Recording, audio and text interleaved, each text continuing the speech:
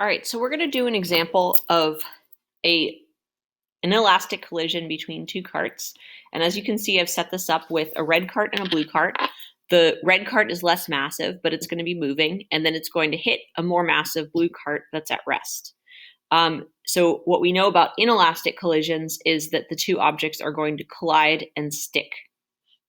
So we're going to show that both on the left here with the simulation, and then on the right, I'm going to show you how to set it up on your paper, making a graph of momentum. And so you can see our event is going to be that the red cart collides the blue cart, and I should add and sticks. That shows that it's an inelastic collision. And I'm going to put in a little bit of information about my before situation here. In this problem, what we're going to try to figure out is how fast is the blue cart going to be going afterwards. And then we'll check it using the simulation. So with our red cart, I'm going to put in, so this is red cart. And as you can see, it's got the mass is 1 kilogram. And then the velocity, I'm going to call that VRI for V red initial. I'm also going to call the mass here MR for the red mass. All right, and so our initial velocity is going to be 4 meters per second, positive 4 meters per second, because it's going in the positive direction. Then for the blue cart,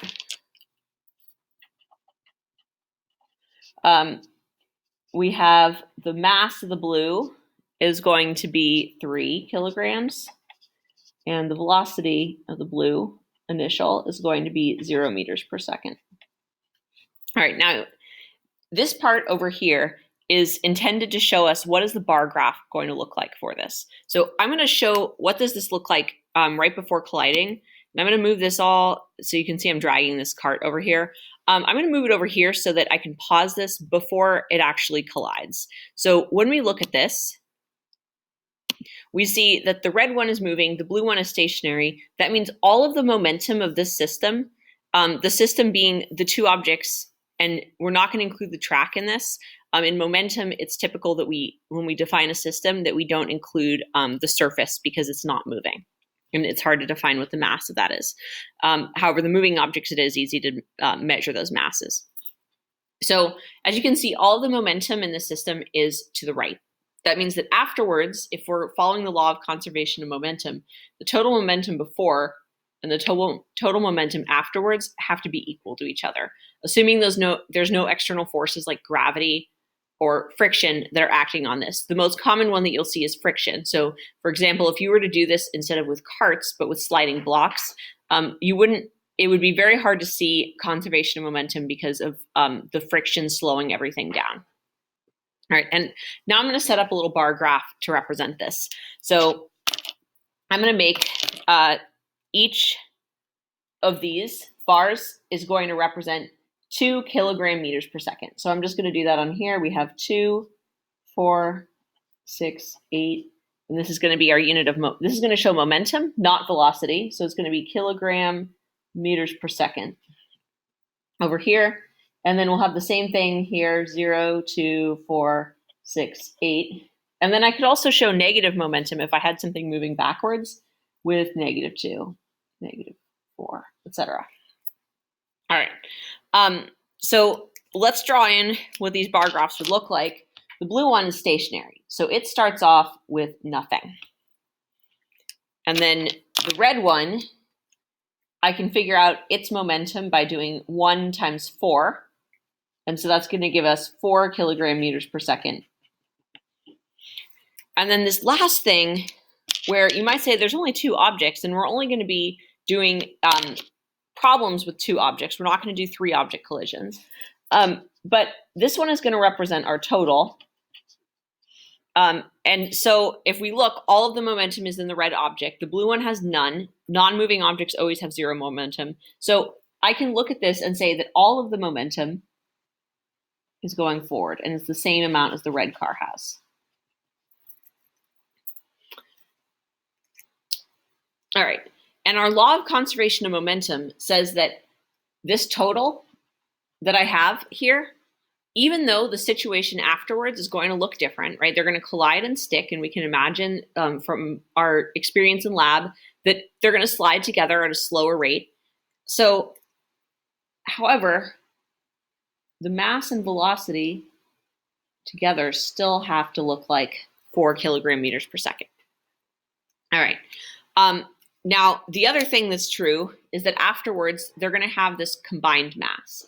So their total mass, when they stick together, is going to be, well, I have 1 kilogram and 3 kilograms, so it's going to be 4 kilograms. And we're going to look for their V final, right? We don't know what that is.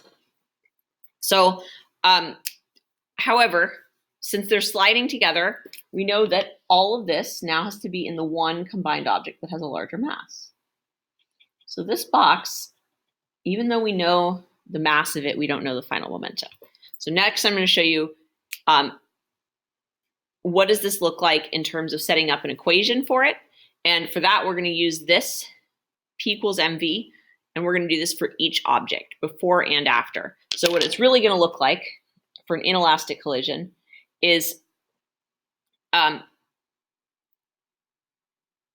we're always going to set them up like this. So P initial is going to equal to P final. Or another way of saying this is that I'm going to have my red and blue. So mass of the red car, velocity of the red car initially, plus mass of the blue car, initial velocity of the blue car is equal to, in this case, since they're going to roll together, we're going to say mass of the red car plus mass of the blue car times the final velocity. And when I plug in the values, as I can do here, I'm going to have 1 kilogram times 4 meters per second plus, still has mass, but it just doesn't have any velocity. So it's 0 meters per second.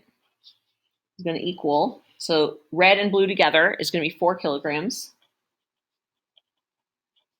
times V final. Now this gives me one thing to solve for. So it ends up being 4 plus 0 equals 4 times V final.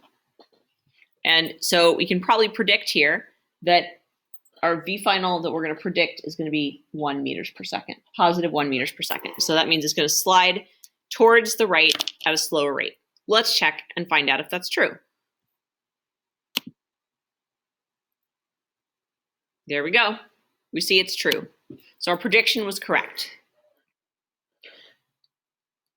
Now let's try it again, and I'm going to show you how you would set this up and what this bar graph would look like for an elastic collision. So you're going to have to go to the next video to see that.